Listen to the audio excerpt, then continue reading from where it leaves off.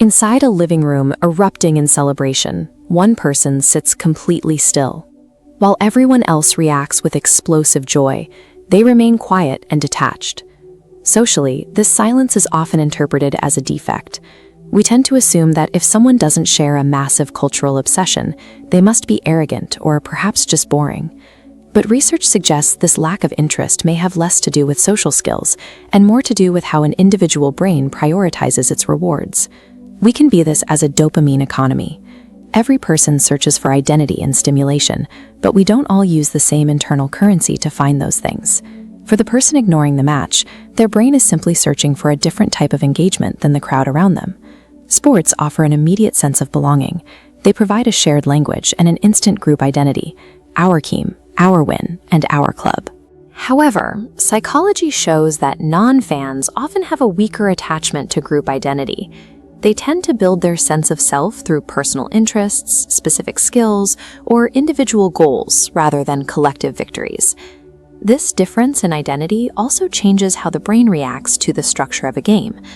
A match is built on jagged peaks and valleys. These unpredictable spikes create satisfying emotional rewards for a fan. Now, watch this slowly ascending line. It represents a preference for cognitive stimulation. They find rewards through deep, predictable mental focus. To these individuals, watching players chase a ball feels repetitive. Their brains search for a mental depth that a match simply isn't designed to provide. Choosing to step away from sports culture is often a way to avoid emotional exhaustion in favor of more stable, intellectual experiences. There is massive social pressure to follow sports. In many cultures, participating in the excitement is almost a requirement for social acceptance. Openly admitting you don't care about the game requires a high level of comfort with being different. It's a sign of resistance to social conformity. Because they don't feel the need to join the crowd, these individuals often treat their attention as a limited resource. They may prefer to spend their hours on activities that lead to tangible, long-term personal growth. Even when a non-fan is physically present at a stadium, their focus usually drifts away from the scoreboard. They become observers of the people. They analyze the group dynamics, the shared emotions, and the tribal loyalty of fans, rather than the actual sport.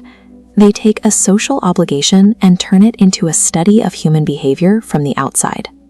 The person sitting quietly during a major game is engaging with the world on their own terms. They are independent thinkers whose internal reward systems are simply tuned to a different frequency. This split screen shows the two profiles, the tribal experience versus the individual observation. Society benefits from a mix of both. We need the collective energy that fans bring to a community, but we also rely on the detached analytical perspective of the outsider. When someone is unfazed by a major cultural event, it is rarely a sign that they are broken. It is a reminder of how diverse human interest can be. Understanding this helps us stop judging people for the way they choose to spend their attention. Does your brain thrive on the energy of the crowd, or do you prefer the focus of the individual?